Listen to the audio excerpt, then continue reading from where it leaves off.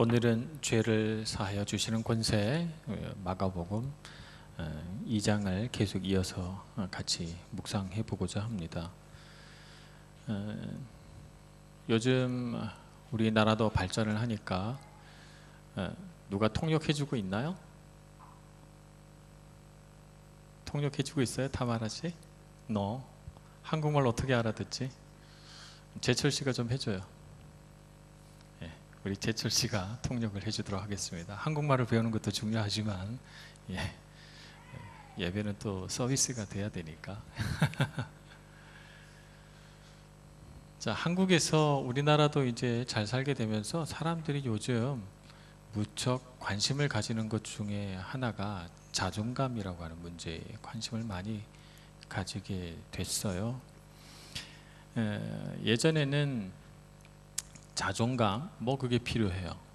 자존감이 필요하지 않아요. 뭐가 필요하냐면 출세가 필요했어요. 잘 먹고 잘 사는 게 필요했고 어떻게 하든지 성공해야 됐죠. 그게 더 중요하다고 생각했어요. 그런데 이제는 다 잘 먹고 잘 살게 됐고 이제는 다 웬만큼 잘 살게 됐어요. 그렇기 때문에 오늘날에 와서 우리 삶의 문제는 이 자존감의 문제가 무척 중요하게 됐죠. 이제는 누구든지 다 원하는 만큼 우리가 누릴 수 있는 세상이 됐기 때문이죠. 사실 따지고 보면 자존감의 문제는 예전에는 문제가 안 되다가 지금 와서 문제가 된 게 아닙니다. 예전에도 문제였고 그 이전에도 문제였고 고대로부터 인류가 이 땅에 하나님 손으로 지어진 그때부터 지금까지 자존감의 문제는 매우 중요했는데 너무너무 먹고 사는 문제가 코앞에 있으니까 자존감의 문제를 크게 우리가 중요시 여기지 않았던 것입니다. 오늘 예수님이 가버나움에 들어가셨어요. 그죠? 가버나움에 들어가셔서 예수님이 오셨다 하는 얘기를 들으니까 사람들이 막 모여와서 그 집 앞에 진을 쳤어요. 자, 여러분, 이 사람들이 왜 왔을까요? 예수님이 오셨다라고는 소문을 듣고 이 사람들이 막 모였어요. 자, 왜 왔을까요? 이 사람들이. 많은 사람들이 솔직히 성경에 있는 우리 여기 예수님 앞에 모여든 사람들과 제가 좀 까놓고 얘기를 해서 이분들하고 제가 이렇게 마음을 느껴보면 이분들이 온 진짜 목적은 병이 낫는 거예요. 귀신이 떠나가는 거예요. 내가 지금 귀가 잘 안 들리고요. 봄철만 되면 알러지가 생기고요. 소화가 잘 안 되고요. 여러 가지 질병이 있어요. 갑자기 오른쪽이 왼쪽이 결리기도 하고요. 막 이렇게 아파요. 그러니까 예수님 앞에 찾아온 이 사람들의 가장 주된 목적은 고침을 받는 거예요. 제가 그 예수전도단 열방대학에서 공부할 때 제가 전에 한번 말씀을 드렸나 그 기억이 가물가물합니다. 그 우즈베키스탄에서 선교사 한 분이 오셨어요. 근데 그 선교사님이 특별한 은사를 갖고 계시대요. 선교사님이 막 이렇게 기도하시면은 병이 있던 사람들이 다 낫고요. 그 다음에 여기 여기 뭐지 이거 아말감으로 이렇게 해놓은 건 다 금으로 변하고요. 정말 이 선교사님이 이렇게 기도하실 때는 어떤 때 이렇게 금가루 같은 게 이렇게 하늘에서 이렇게 내려오기도 한다고 그런 얘기를 들었어요. 그래서 그날 저녁에 제가 이제 설거지 당번이었어요. 설거지를 한 300명인가 이 정도를 해야 돼요. 설거지를 막 하면서 그 얘기를 제가 들은 거예요. 저하고 아내하고 번갈아 가면서 아기를 보게 돼 있었어요. 아내하고 약속을 했죠. 그래서 그날은 아내가 예배에 가는 날이에요. 나는 애 보는 날인 거죠. 그날은. 얘기를 딱 들었는데 오늘은 내가 꼭 가야 된다. 그런 생각이 들면서 내가 오늘은 꼭 가야 된다. 내가 이 신비를 직접 경험하고 맛봐야 된다. 내가 사역자가 아니냐 이런 생각이 들어서 설거지를 하면서 계속 궁리한 거죠. 어떻게 하면 아내하고 이걸 바꿀 수 있을까? 다음 주에는 아내하고 이렇게 하자. 내가 이렇게 해볼까? 아니면 아내한테 맛있는 걸 사준다 그럴까? 아니면 어떻게 해야 될까? 막 작전을 짜가지고 아내에게 가서 어렵게 오늘 저녁에는 내가 가면 안 돼 라고 말했어요. 아내가 정말 매정하더라고요. 은혜에는 부부도 없어. 아내가 매정하게 거절하고 갔어요. 그래서 제가 딸을 데리고 너무너무 그 예배에 참석하고 싶어서 우리 아이를 살살 꼬드겼죠. 우리 가서 그 예배하는데 가서 있자. 거기 진짜 재밌다. 그래서 우리 딸내미를 데리고 예배당 뒤편에 가서 어슬렁 하면서 그 예배를 창문 너머로 이렇게 봤던 기억이 납니다. 그날 많은 사람들이 모였어요. 지역 주민들까지 다 왔어. 그래서 예배당이 꽉 차고 막 사람들이 막 정말 난리가 나고, 나중에 돌아보니까 어떤 분은 막 신경통이 났고요, 어떤 분은 치통이 났고요, 뭐 어떤 사람은 뭐 갑자기 안 나던 머리카락이 막 나고요, 뭐 난리가 났어요. 그래서 그 사역자는 그렇게 한바탕 좀 은혜를 끼치시고 다시 중앙아시아로 날아가셨습니다.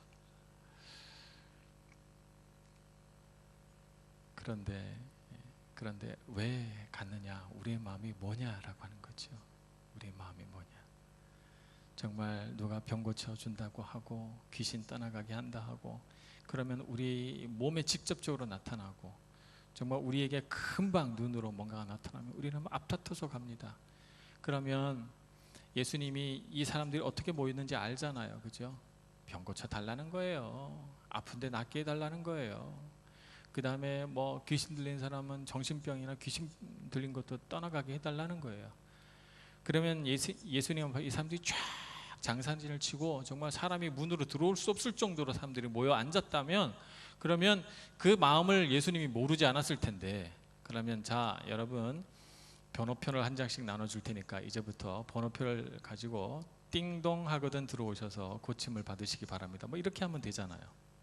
예수님께서 어떻게 하셨어요? 여기 보니까 2절 말씀, 많은 사람이 모여서 문 앞까지도 들어설 자리가 없게 되었는데 예수께서 그들에게 도를 말씀하시더니, 예수님께서 이 사람들이 어떤 목적으로 왔는지 알았지만 그거를 즉각적으로 들어주지 않으셨어요. 뭘 했죠? 가르치셨어요. 경제적 어려움보다 육체의 질병보다 더 중요한 것이 있습니다. 그것은 우리 마음이 배우고 깨닫는 것이에요. 사실 우리의 많은 병의 원인은 우리 마음에서부터 비롯됩니다. 우리 몸의 대다수의 질병은 사실은 우리의 영이 병들었기 때문에 우리의 몸에 질병이 옵니다. 성경에서는 예전부터 그걸 얘기하고 있었는데 요즘 현대의학이 와서는 이제야 비로소 마음의 질병이 곧 육체의 질병으로 이어진다고 논문을 속속들이 발표하고 있어요. 성경에서는 벌써 옛날부터 얘기하고 있었는데, 그래서 예수님께서는 육체의 질병을 가지고 이 사람들이 왔지만, 그러나 예수님께서 보신 정말 우리의 영의 의사 되신 예수님께서는 그들의 육체의 질병보다 그 영의 질병을 먼저 보신 것입니다. 오늘 우리가 제각기 하나님 앞에 부르심 받은 이유가 다르고 경험이 다르고 목적이 다릅니다. 왜 이곳에 여러분들이 오셨을까요? 여러 가지가 있겠지만 여러분 한 가지에 주목해야 돼요. 예수님으로부터 배우고 깨닫고 깨어져야 합니다.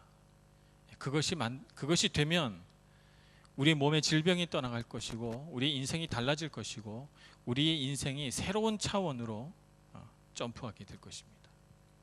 여러분이 그것을 알아야 되지요. 바로 그 순간 어떤 사건이 일어났습니다. 어떤 사건이 일어났는가 하면 중풍병자를 네 사람이서 메고 와가지고, 중풍병자인데 아주 굉장히 심한 환자였던가 봐요. 왜냐하면 중풍병자도 요즘에는 그렇게 중풍병자라고 부르지 않습니다. 이게 병을 앓는 사람에게는 좀 모욕적이다 해서 요즘에 뭐 뇌졸중 환자 이렇게 부릅니다. 그런데 이제 여러 가지 종류가 있죠. 이렇게 반신이 이 마비가 오는 경우도 있고요. 신체 일부분만 뭐 혀라든지 손끝이라든지 이런 데 감각이 마비되는 경우도 있고, 머리부터 발끝까지 온몸이 다 마비가 되는 수도 있습니다. 이 뇌 속에서 어느 핏줄이 터졌느냐에 따라서 마비되는 현상이 천차만별이에요. 근데 이 사람은, 이 뇌졸중 환자는 아주 중증이었던 것입니다. 그래서 꼼짝없이 누워 있어야 되는 사람이에요. 그래서 네 사람이서 이 들것을 메고 들어갈 수가 없으니까 예수님이 앉아 계신 그 지붕 위를 뜯었어요. 뜯어서 이 들것에 내 귀퉁이를 줄로 매서 이렇게 위에서 내린 것입니다. 예수님이 이렇게 앉아서 말씀을 가르치고 있는데 갑자기 위에서 먼지가 막 이렇게 떨어지더니 갑자기 햇빛이 한 줄기 쫙 스며들어와요. 그러더니 거기서 시커먼 그림자가 쭉 내려오더니 들것에 사람이 눕혀져서 이렇게 내려오는 거예요. 예수님이 깜짝 놀라셨어요. 깜짝 놀라셨는데, 그런데 예수님께서 이 믿음을 가지고 중풍병자를 내려놓은 이 사람들을 굉장히 긍휼한 마음으로 바라보셨습니다. 우리가 신앙생활을 하면서 이런 갈급함이 좀 필요해요. 정말 이런 간절함이 우리에게 있어야 됩니다. 현대인들이 참 마음이 많이 메말라 가지고요, 간절함이 잘 없어요. 그래서 의도적으로 우리가 정말 간절해야 됩니다. 목마른 사슴이 신인물을 찾아 헤매는 것처럼 우리가 인생을 살아가다 보면 그런 간절함에 목이 메는 때가 있어요. 저도 목사 안수 받고 한 7년 정도 지났을 때 정말 미칠 것 같았어요. 너무 갈급해서 내가 정말 예배하고 싶고 정말 하나님 말씀을 듣고 싶고, 지금 생각해 보니 그래서 갈급한 건데 그때는 사실 내가 왜 갈급한지도 몰랐어요. 마치 목이 말라서 견딜 수 없는데 물을 먹을 수 없는 그런 사슴처럼 막 헤맸죠. 이 책 사다 보고 저 사람 만나보고 어떻게 해보고 다 했지만 내 갈급함이 채워지지 않았어요.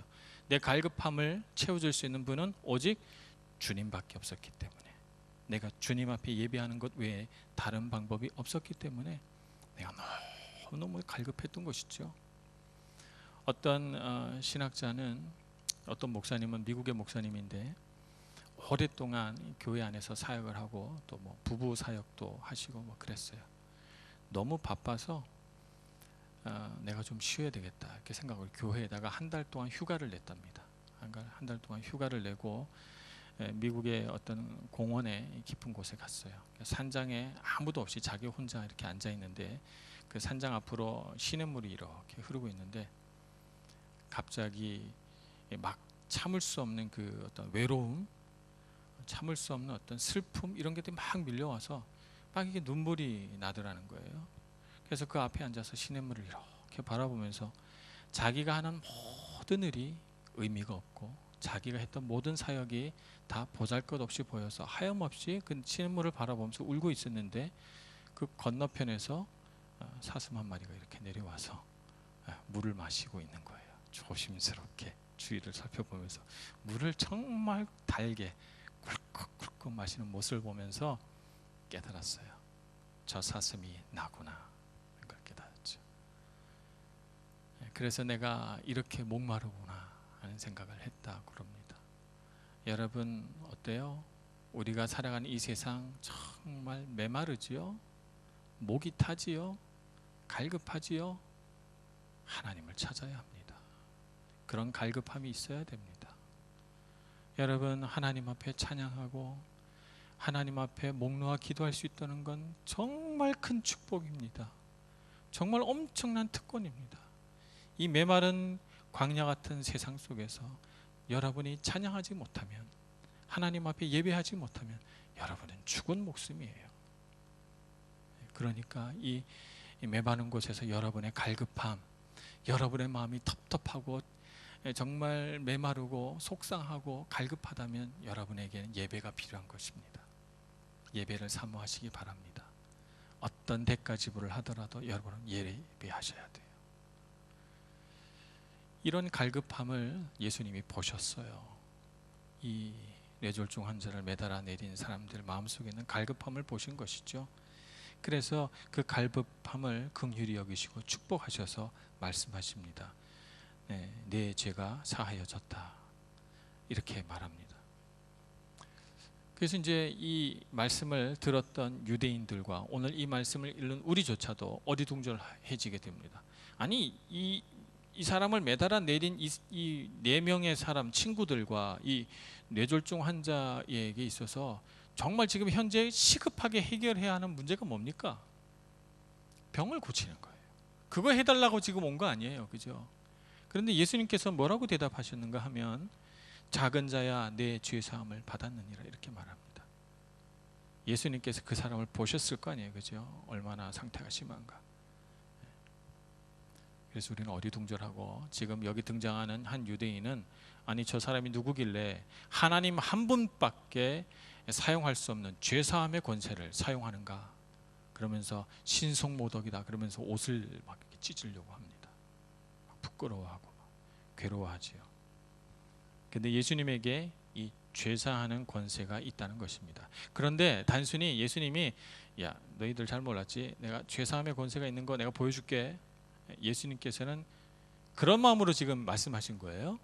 그렇게 생각하시면 오해입니다. 예수님은 예수님 뭘 갖고 있다고 자랑하시는 분이 아니세요.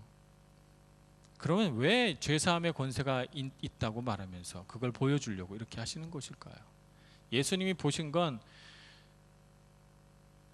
그 들것에 누워 쾌한 눈초리로 사람들을 두려워하며 둘러보는 그 환자를 본 것입니다. 그 환자의 영혼을 본 것입니다.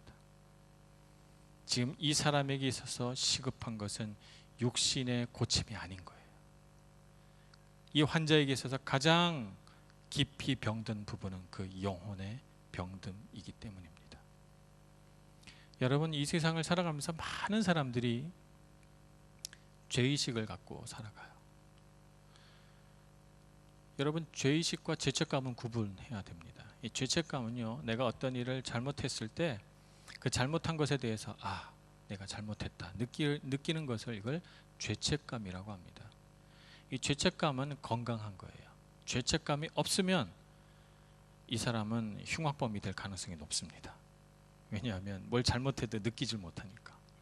그래서 뭔가를 잘못하면 거짓말을 하면 거짓말한 것에 대한 내가 누군가에 대해서 나쁜 행동을 했다면 그 나쁜 행동에 대한 죄책감이 있어야 돼요. 그래야지 그 사람은 그것이 양심이 되어 바른 삶을 살아갈 수 있게 됩니다. 그런데 죄의식은 다릅니다. 내가 잘못하지 않았어요. 그냥 내 생각에 나는 근본적으로 잘못됐어요. 나는 뭔가 근본적으로 문제가 있는 사람이에요. 그래서 아마 사람들은 나를 좋아하지 않을 것 같고 내가 뭔가를 말하면 내가 크게 잘못한 건 없지만 뭔가 사람들이 나에 대해서 적절하지 못하다고 느낄 것 같은 거예요. 이게 죄의식입니다. 자, 그러면 이 병자는 지금 어떤 상태예요?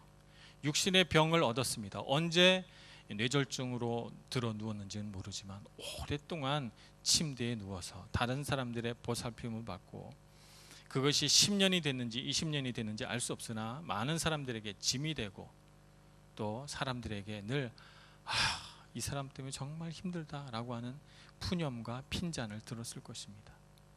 그래서 이 뇌졸중 환자는 깊이 영혼이 썩어버렸어요. 나는 태어나지 말았어야 하는 거 아닌가. 나 같은 사람은 할 수만 있다면 그냥 여기서 콱 죽어버려야 되는 게 아닌가. 나 같은 사람은 이 세상을 살아갈 무슨 가치가 있단 말인가. 누워서 그냥 먹고 싸고 하는 일밖에 못하는 나 같은 사람이 정말 이 세상에 존재해야 될 필요가 있단 말인가 라고 하는 깊은 절망감과 죄의식, 그 영혼을 주님께서 들여다보신 것이죠. 육신의 질병보다 예수님께서는 그 죄의식을 고치는 것이 더 시급하다고 본 것입니다. 그래서 작은 자여 내 죄사함을 받았느니라 그렇게 말씀하고 있는 것입니다. 여러분, 인생이 뜻대로 잘 되지 않습니다. 우리에게 이미 많은 것들이 정해져서 우리는 이 세상에 태어났어요. 우리 인생의 한 40% 정도는 이미 결정된 상태에서 우리는 이 세상에 태어난 것입니다. 내가 실수하지 않은 것, 내가 잘못하지 않은 것을 내 책임이라고 말하면서 살아가지 마세요. 내가 이미 결정돼서 이 세상에 태어났기 때문에 내가 갖고 있는 내 존재에 대해서 부끄럽게 여기시면 안 됩니다. 그것은 잘못된 거예요. 우리는 매우 아름답고 귀하고 존귀하게 이 세상에 태어났고 내 문제인지 아닌지를 여러분 반드시 분별할 수 있어야 돼요. 내가 잘못한 것에 대해서는 마땅한 부끄러움을 가져야 되고 죄책감을 가져야 되지만, 내가 잘못하지 않은 것에 대해서 내 스스로 부끄러워하고 내 스스로 수치심을 느끼고 내 스스로가 그 부분에 대해서 나 같은 사람은 정말 가치 없는 존재야 라고 말해주는 것은 하나님 앞에 또 다른 죄인 것입니다. 우리 영혼의 깊은 상처와 아픔과 이런 영혼의 병을 주님께서 고쳐주시기를 소원합니다. 여러분 한 분 한 분 마음속에 예수님께서 터치해 주시기를 바라요. 그래서 우리 육신이 다 멀쩡해도 정말 우리 마음 가운데 병든 곳이 있다면 예수님께서 이 중풍병자에게 해주셨던 그 말씀을 우리에게도 해주시기를 원합니다. 이리노야 내 죄사함을 받았다. 아미나 내 죄사함을 받았다. 정은아 내 죄사함을 받았다. 주님께서 선포해 주실 줄로 믿습니다.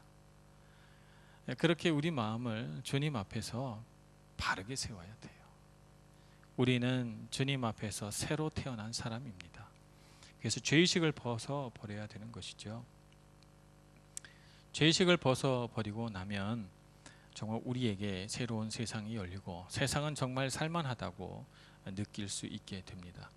요즘 갑자기 장안에 화제가 된 청년 하나가 있더라고요. 로봇다리 세진이.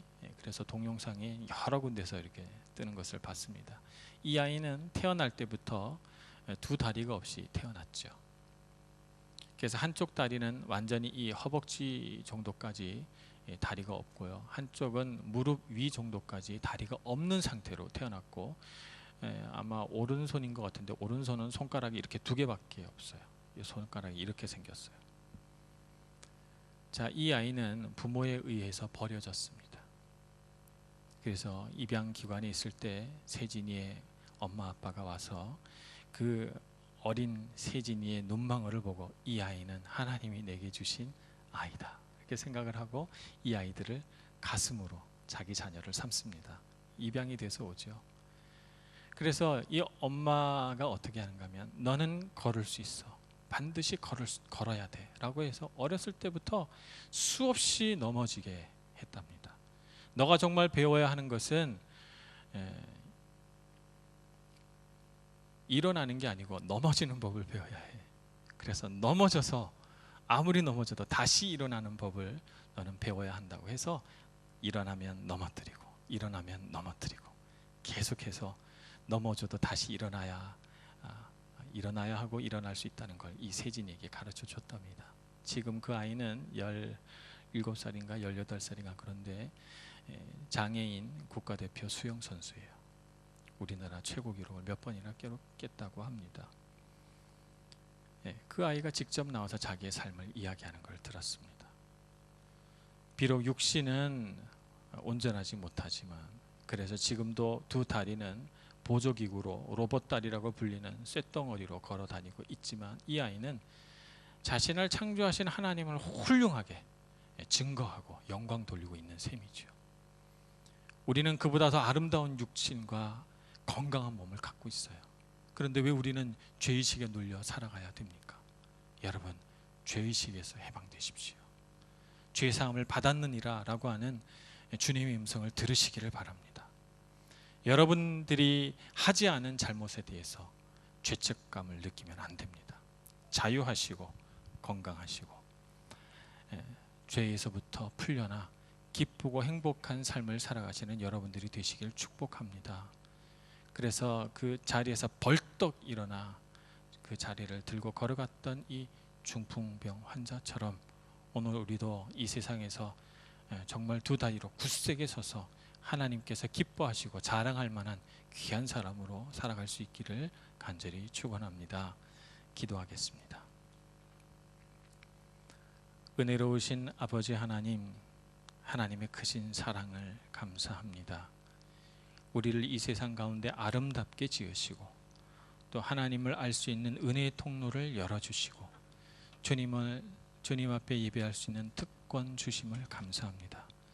주님 앞에 갈급한 마음으로 나와 예배드리고 찬송하오니 우리의 마음을 사로잡으시고 붙드셔서 모든 병든 것에서부터 풀려나 기쁘고 행복하고 즐거운 삶을 살아가도록 인도하여 주옵소서. 예수님의 이름으로 기도합니다. 아멘.